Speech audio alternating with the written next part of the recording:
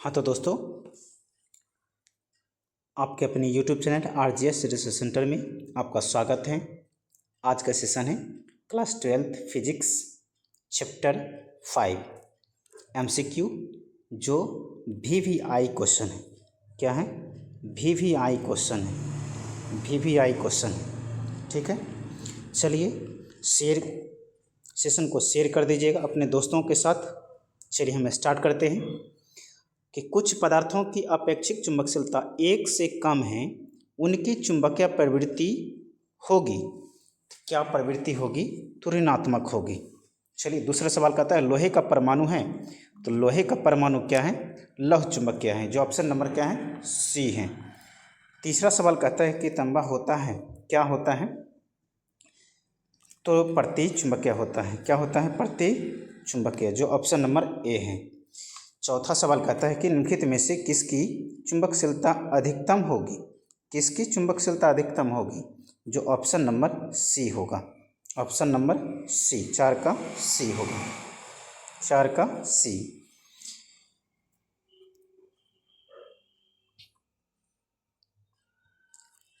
पांचवा सवाल कहता है कि एक प्रबल विद्युत चुंबक बनाने के लिए कौन सी वस्तु अधिक उपयुक्त होगी? अधिक उपयुक्त होगी नरम लोहा। ठीक है। छठा सवाल कहता है कि प्रति चुंबकीय पदार्थ की चुंबक प्रवृत्ति क्या होगा? तो ऋणात्मक होगा, जो ऑप्शन नंबर सी होगा। ठीक। सवाल कहता है सातवां कि द्रव और गैस क्या होते हैं या क्या नहीं होते हैं? तो लौह चुंबकीय पदार्थ नहीं होते हैं। क्या नहीं होते? लौह चुंबकीय पदार्थ नहीं होते, जो ऑप्शन नंबर क्या होगा? और 7 का क्या होगा? 7 का ए होगा। चलिए आठवां सवाल कहता है निम्नलिखित में से किस तरह की वस्तु की चुंबकीय प्रवृत्ति 1 से कम और ऋणात्मक होती है? क्या? तो प्रति चुंबकीय, जो ऑप्शन नंबर क्या होगा? सी होगा। ठीक। सवाल नंबर कहता है 9, चुंबकीय क्षेत्र बी वेक्टर और चुंबकन या चुंबकीकरण एम वेक्टर के बीच संबंध है। संबंध क्या बताए थे? जो ऑप्शन नंबर डी में है वह। बी वेक्टर बराबर mu naught into H vector plus में एम वेक्टर। ठीक है। 10वां सवाल कहता है अनुचुंबकीय पदार्थ की प्रवृत्ति क्या है? स्थिर है, शून्य है, अनंत है, चुंबकीय क्षेत्र पर निर्भर क्या है? तो स्थिर है, 10 का ए होगा। 11वां सवाल कहता है 11वां निकेल है, तो निकेल क्या है? लौह चुंबकीय है। निकेल क्या है? लौह चुंबकीय है, जो ऑप्शन नंबर 11 का सी है। चलिए सवाल नंबर 12 पर चलते हैं। शैथिल्य प्रदर्शित करते हैं तो लौह चुंबकीय, जो ऑप्शन नंबर क्या है? बी है। चलिए 13वां सवाल कहता है कि किसी स्थान पर नमन कोण वह है जो पृथ्वी का चुंबकीय क्षेत्र क्षैतिज दिशा के साथ होता है, जो ऑप्शन नंबर बी होगा, 13 का बी होगा।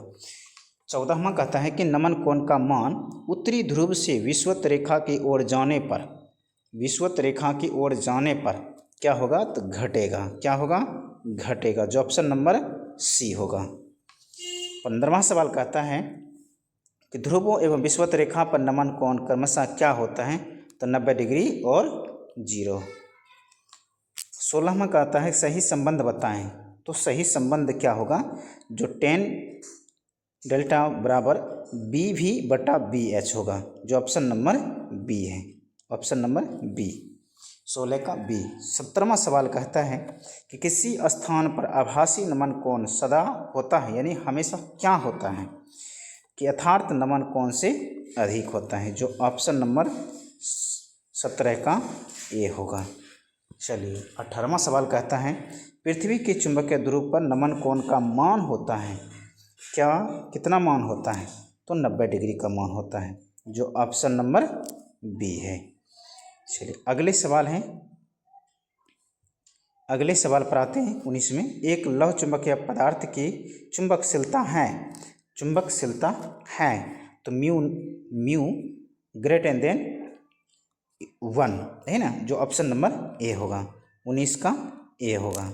चलिए 20वां कहता है कि लास्ट में कि प्लेटिनम की चुंबकीय प्रवृत्ति 0.0001 है, इसके अपेक्षिक चुंबकशीलता क्या होगा? तो अपेक्षिक चुंबकशीलता क्या होगा? जो ऑप्शन नंबर सी होगा, ऑप्शन नंबर 20 का सी होगा।